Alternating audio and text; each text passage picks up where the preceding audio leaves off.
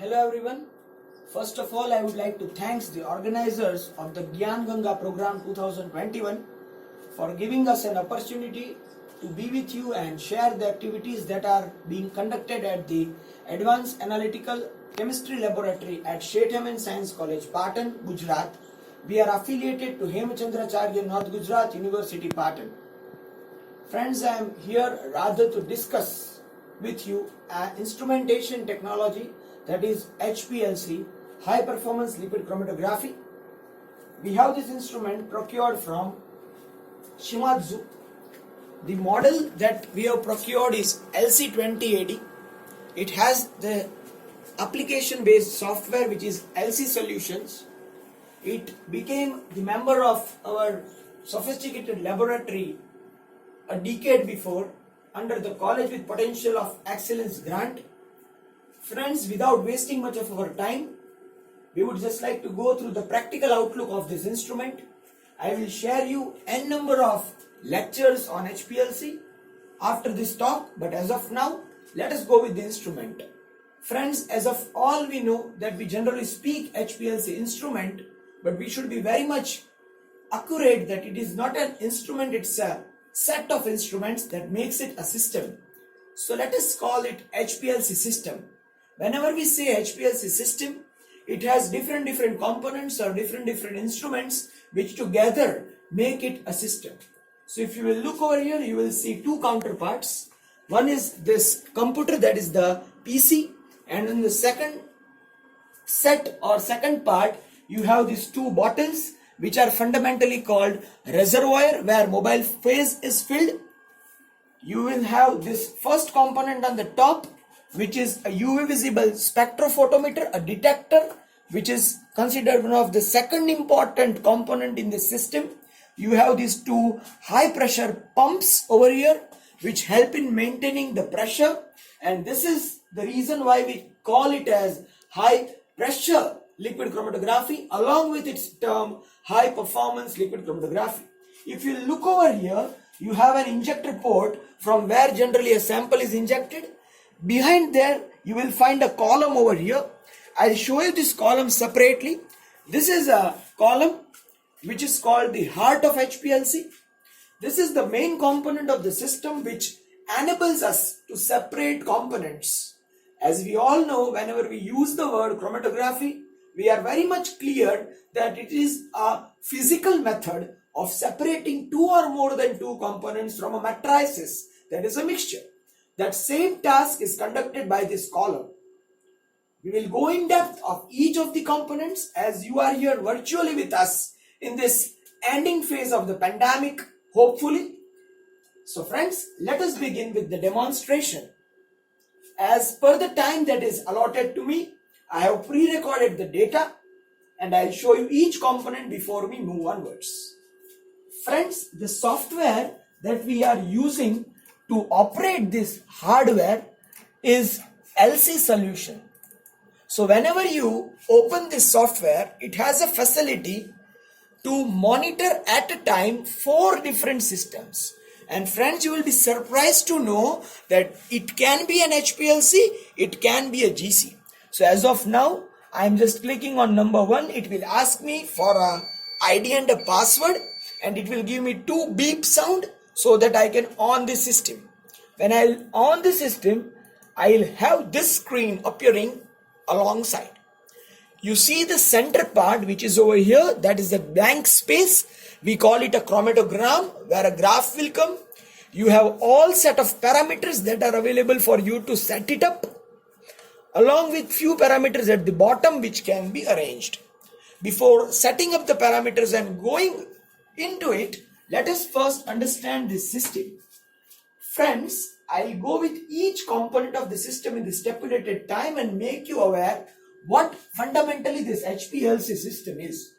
The first component over here, which you can see, is a mobile reservoir tank or a mobile phase reservoir tank, where you can fill mobile phase.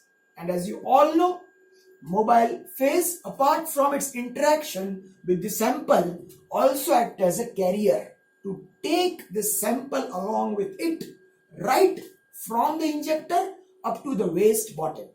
So there are two different bottles over here, and these two different bottles are attached to two different high pressure pumps. So remember friends, there are three different kinds of the system that exist.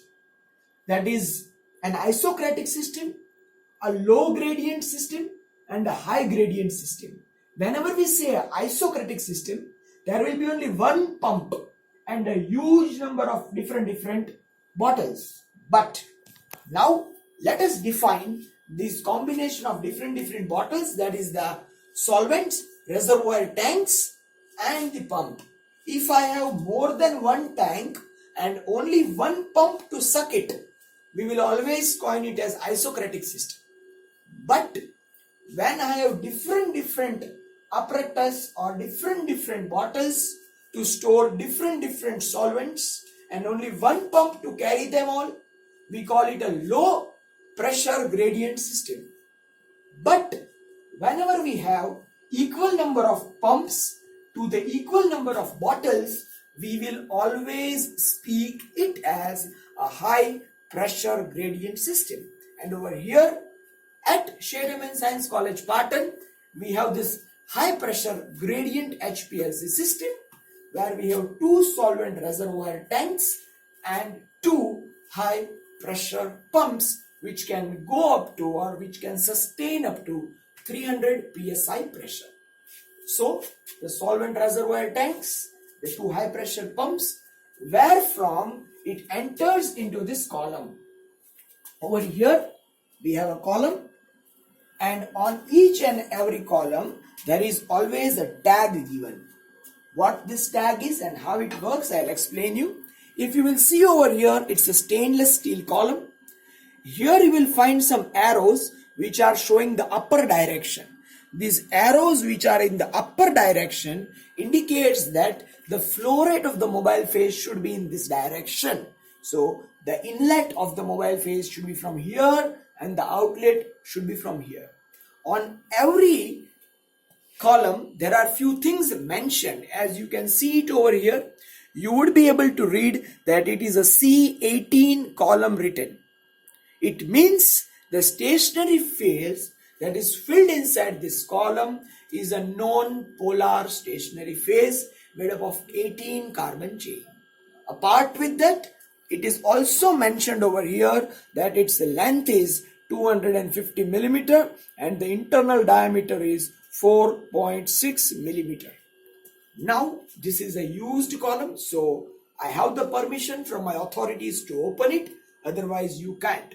But if I open and try to show you, you will get a very crystal clear idea. See, this is that tiny pore from where your sample will go in, and the white color powder that is available over here, that white color powder is your silica plus carbon 18, where silica acts as a binder and carbon 18 acts as a stationary phase. So this is how a column is structured of. You should be very clear that what material you are filling in, should be aware of that. The length of the column, you should be aware of that, and the internal diameter should be aware of that, because at an end that will help you to decide the number of theoretical plates, that is N is equal to L by H, which helps you in gaining the best results in the form of resolution. Not going into that, sticking to the instrumentation part. Before this column you have this port which is called injector port.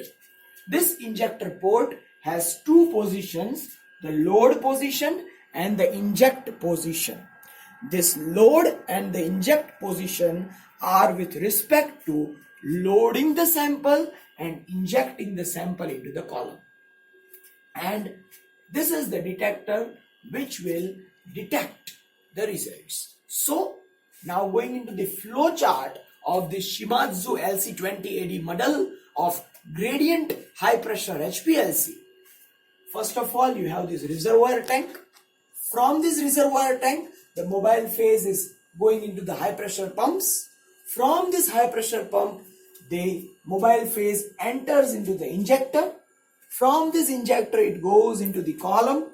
From the column, it goes into the detector, and from the detector it goes into the waste bottle. In this course of time, your each and every sample gets separated in this column based on hydrophobic and hydrophilic interactions, depending on whether your column is a polar column or a non-polar column. So friends, let us think of an experiment, theoretically first, practically then. I have a sample of benzene and toluene mixed together and made soluble in a suitable solvent. And my column that I am using is a non-polar column. So when my column is a non-polar column, it has to be somewhat C18 column or C8 column. Let us think of this C18 column with me. So my column is now non-polar. I have a mixture of two samples, that is benzene and a toluene. And I am allowing it to pass from one end of the column to another end of the column. As we all know, it is a separation mechanism. So the mixture of benzene and toluene has to get separated somewhere. Owing to that knowledge of ours, based on our theory, we are very much aware that the polarity index indicates that toluene is more non-polar than benzene. A little bit more, but although more. So toluene being more non-polar than benzene, and our phenomena in chemistry of the attraction between non-polar and polar will help us to decide that if I am making the mixture of benzene and toluene enter from this end to this end using a suitable mobile phase, and this stationary phase is a non-polar stationary phase column, then non-polar interaction will result in the attraction between the highly non-polar sample with the column. And as we know, toluene is more non-polar than benzene. Toluene will get attracted towards the non-polar stationary phase. So it will come out slowly. And at that same time, benzene will attract little less with the non-polar stationary phase compared to toluene. So it will come out little quickly. So the one that comes out first will be benzene. The one that comes out next will be the toluene. So who would be detected first? Who would be detected second? Obviously the one that comes out first would be detected first. The one that comes out second would be detected second. So friends, as our column is non-polar, as of our two sample toluene is more non-polar, it will stick with the stationary phase. Benzene being comparatively less non-polar to toluene will come out first. And the one that comes out first, based on the signs of lambda max in this UV visible spectrophotometer, will be detected first. And the second component that will come out would be toluene, and it will be detected later on. So I will just make you show that experiment which is conducted over here in our instrument, so that you will get a zeal of what we are doing. If you will look over here, friends, I will try to make you understand each and every aspect. The very first aspect over here is method. ACN water 80-20. ACN water 80-20 means acetonitrile water is the combination of our mobile phase, where 80-20 indicates that 80% of the mixture is acetonitrile, 20% of the mixture is water. So our mobile phase is set, acetonitrile water. If you see next, I have mentioned sample 1 with the sample ID benzene and toluene. It means that the sample ID over here is a mixture of benzene and toluene. Now, the peak that will come out first is the one that is thrown out from the column first. The peak that will come out second is the one that will be coming out later because it is retarded inside the column. Looking into this aspect, how would we justify? You can see over here that two peaks are coming out. Of these two, the first peak comes out somewhat around 4.6 minutes and the second comes out somewhat around 5.3 to 5.4 minutes. It means the one that has come out first has less attraction with the stationary phase and the one that comes out next has more attraction with the stationary phase. And as we all know, toluene is more attracted with the stationary phase. It will come out later. Benzene is less attracted with the stationary phase, so it will come out first. And you can see it over here. Benzene is coming out at 4.6 and toluene is coming out at 5.4. It means the first component to come out is benzene, the second component to come out is toluene. So theory equals to practical. So this was a very basic thing that I was trying to explain. Similar kind of things can be done even after years of years.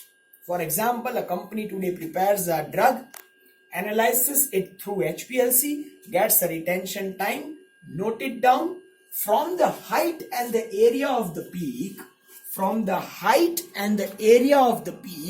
you can decide the purity of your sample. Now even after 5 years, if the same mobile phase and the same column are taken, and if your sample is the same or kind of the same, you will always get the retention time at the same spot. This is the accuracy of HPLC. So, this is how, based on several different applications, you can make use of this instrument industrially. Friends, this is a syringe which is always used to load a sample in HPLC. Nevertheless, this is a 3 to 5 ml capacity of the syringe, but in reality, if you will see over here, you will find a loop over here. A loop over here made up of stainless steel, and this loop has only 20 microliter. It means आप कितना भी ज़्यादा sample load करोगे, it will only address 20 microliter quantity of your sample. So you can see how sensitive this instrument is. अब आपके मन में प्रश्न होगा कि आप इसमें 20 माइक्रोलीटर मेजर कैसे करेंगे?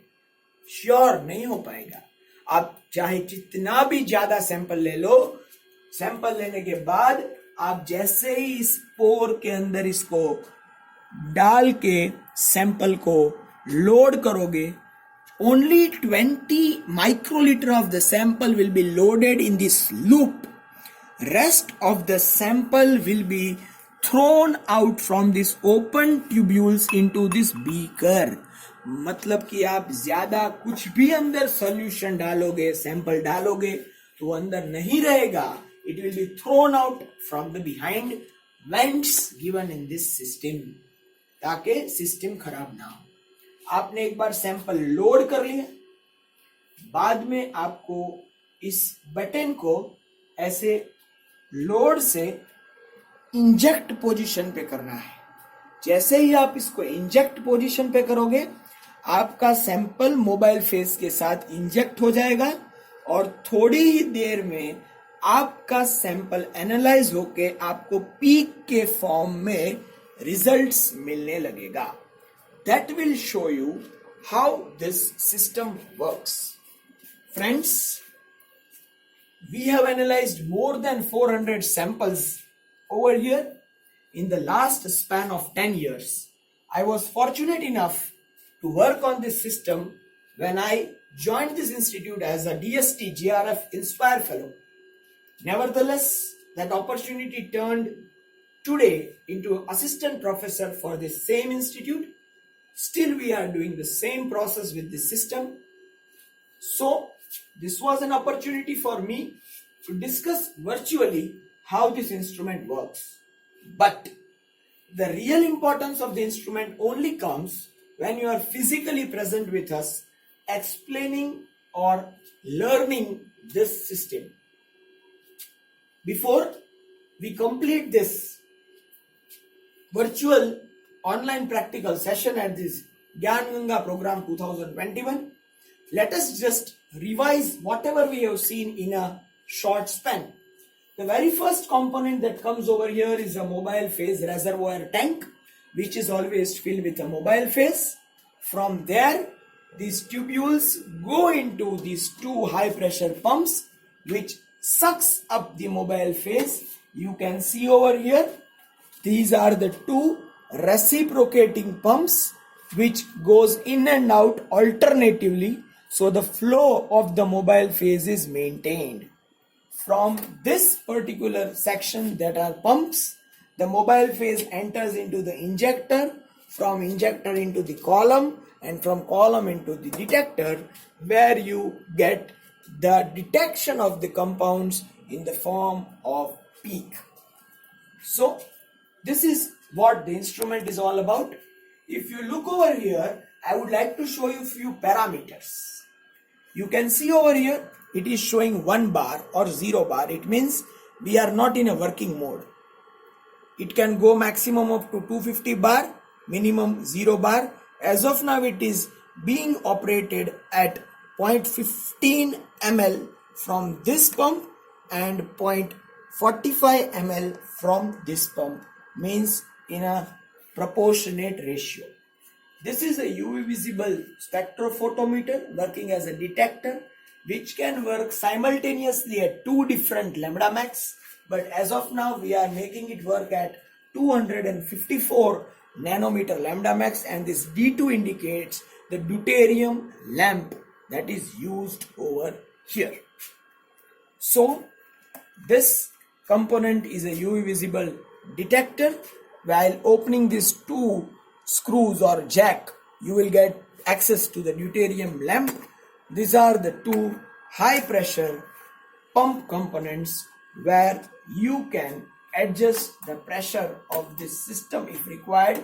Otherwise, depending on the flow rate of the mobile phase, the system itself adjusts the pressure. And if in any condition the pressure reaches 250 bar, the system gives you an alarm and stops there itself, so that the cost of the machine can be sustained by an educational institute. Friends, I hope I might have made you understand a bit in the virtual session of the practical HPLC. Even I am aware that working on an instrument physically is a quite different thing than working virtually, but the time is such that it is better and the distance does not permit us to come together suddenly and work on the instrument. But with the permission of my authorities over here,